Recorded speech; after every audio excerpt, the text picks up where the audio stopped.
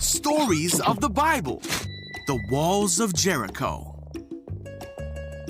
This is Joshua. Oh, hey. Joshua was the leader of the Israelites, who God used to bring his people to the Promised Land. Yeah, let's do it. When God told Joshua it was time to take the Promised Land, Joshua sent spies into the city of Jericho.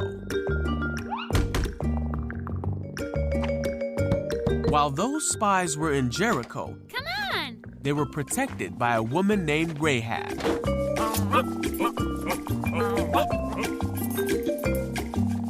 The spies promised to spare Rahab and her family when they took back the land. Yay! And she hung a scarlet cord from her window to remind them of their promise. See you soon! Now the Israelites had crossed the Jordan and were camped near the town of Jericho. Hey! Hello. One day, Joshua looked up, and there was a man standing before him. Hello. The man said, "I am the commander of the army of the Lord." Joshua asked what the man wanted to tell him, and the Lord said he wanted Joshua to take the city of Jericho, All right. but that Joshua needed to follow his instructions exactly. You got it. Jericho was shut for fear of the Israelites. Anyone home? Yeah, well. No one came out and no one came in. So the Lord told Joshua to gather his soldiers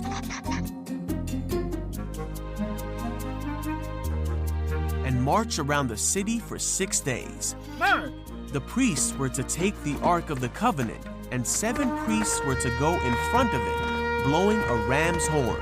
On the 7th day, they were to march around the city 7 times and blow the horn. Then all the people of Israel were to give a great shout, Then what? and then the city walls would fall. Whoa! Yeah, let's do it. So Joshua said, "Shout, for the Lord has given you the city." And the people did shout.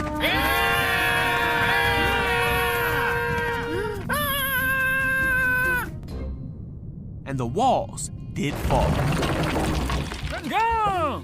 The Israelites overtook the city of Jericho as God had commanded. Rahab. They remembered Rahab because of her faithfulness. Joshua was faithful in carrying out God's commands, and the Israelites took many other cities as God told them they would. Oh, nice. For God will never fail to fulfill his promises. So the Israelites came to live in the land that God had promised Abraham, Isaac, Israel, Joseph, and Moses many years ago.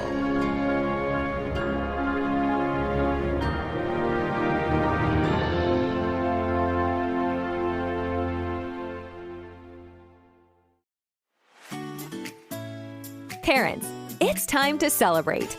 The new On Purpose Parents podcast, a Saddleback Parents podcast, has arrived, and we're here to help you win at parenting. As parents ourselves, we know that parenting is the toughest, most important job on the planet. You can't possibly do it alone. And now you don't have to, because we're your people.